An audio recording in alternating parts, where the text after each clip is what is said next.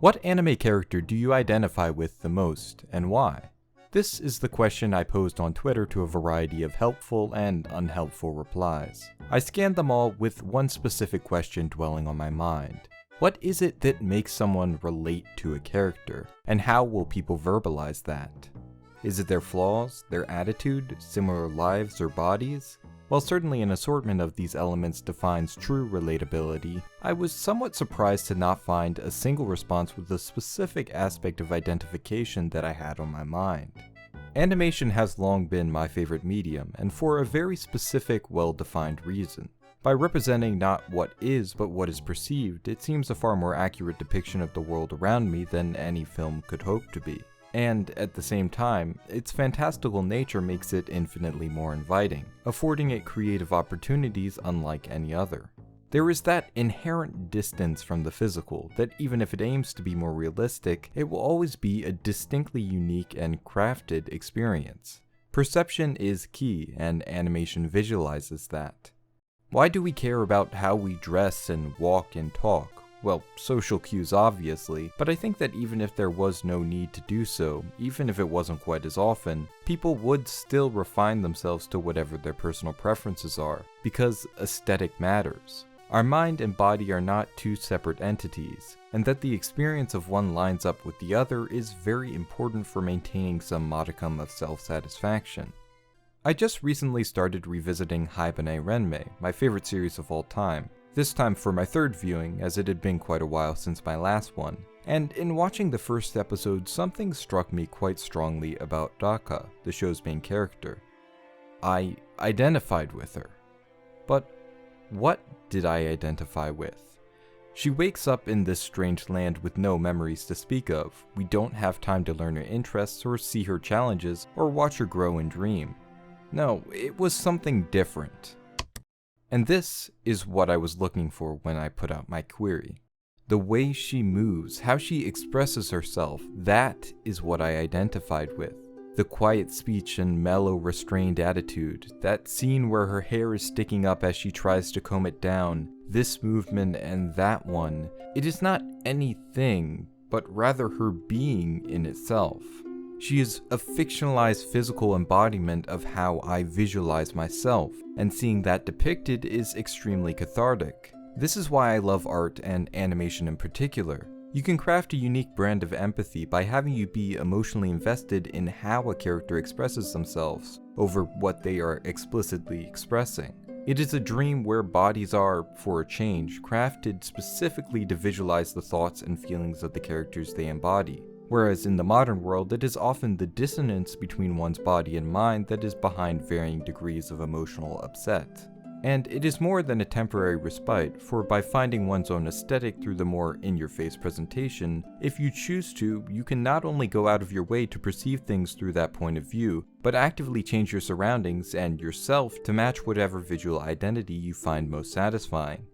Another character I identify with in a similar manner is Layne from Serial Experiments Layne, and if you take one look at my channel, you can see how it helped me start to define my own aesthetic. First, I had the bear suit on a profile picture I commissioned way back in 2017. Then I maintained that same bear suit when I drew myself one in 2018, and now, just a few months back, I finally caved and spent what most would probably consider too much money on a custom-made hoodie in the style of that same bear suit.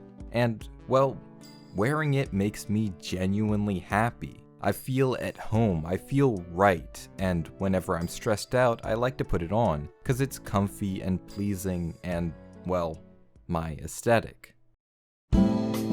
Beyond just self-satisfaction though, this particular brand of identification, as it were, can be utilized to make you empathize with characters in all sorts of different manners, forming deeper bonds, better understanding alienating perspectives, and more immediately connecting with individuals.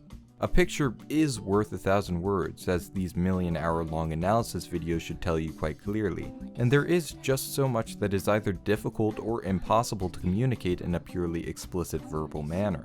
That's why we make art, isn't it? The emotion of motion, expression through expressions. It's easy to forget how smart we all are when it comes to understanding each other in that department. And as per the beauty of animation, even for those who struggle with that empathy and understanding when it comes to the faces around them, find faces that make so much more sense here, things often exaggerated in the world of pencil and paint. I recently caught up with the manga for My Hero Academia. I haven't seen a single episode of the anime, so all that follows is speaking specifically in that regard. And one thing that struck me most strongly was the art. Not only is it impressively beautiful, and even more impressively consistently so as a weekly release, but specifically how the art sells the story. You have this huge cast of characters, often with chapters where suddenly a character that has been in the background the entire time comes to the forefront, and Horikoshi drops their entire backstory on us in the middle of a climactic fight and expects us to care. Usually I hate when stories do this. How am I supposed to care about this sudden drama with a character that I don't know, right? But I do care, because I do know them. The attention to detail is something that I greatly appreciate about My Hero, and particularly in how we consistently see what the other characters are up to. The world feels alive and fleshed out, and while we might not know that one side character all that well, we always saw them. They expressed themselves, and thanks to Horikoshi visualizing that through brilliant character designs and a strong eye for dynamic posing, that is more than enough to get a sense for their character. One glance at any of the cast members of My Hero and you could immediately get to writing all about them. The way they look, move, act, before a single word comes out, you already have a feeling of understanding and connection. And that's why those seemingly sudden character spotlights work so darn well. So if you take anything at all away from this video, I want you to think about the characters you identify with the most and think about why. Is it just because they did that thing one time? Or is it something more? Thanks for watching. If you enjoyed this video, be sure to leave a like and share it around so that YouTube knows it's worth actually showing to my entire subscriber base. Special thank you goes to Talon, Roggle, and all my other patrons over at patreon.com/corereviews. Let me know what you thought of this video. I'd definitely be interested in doing more stuff in this vein in the future, especially if you like it. Also, to shill my stuff, since I don't do that enough, you can find vlogs and other unscripted content on my second channel, Course Contemplations. And I also have a music channel called Stumbling Over Speech, which I released an EP on back in March if you want to check that out. Follow me on Twitter at corereviews. Thanks again for watching, and I'll see you in the next one.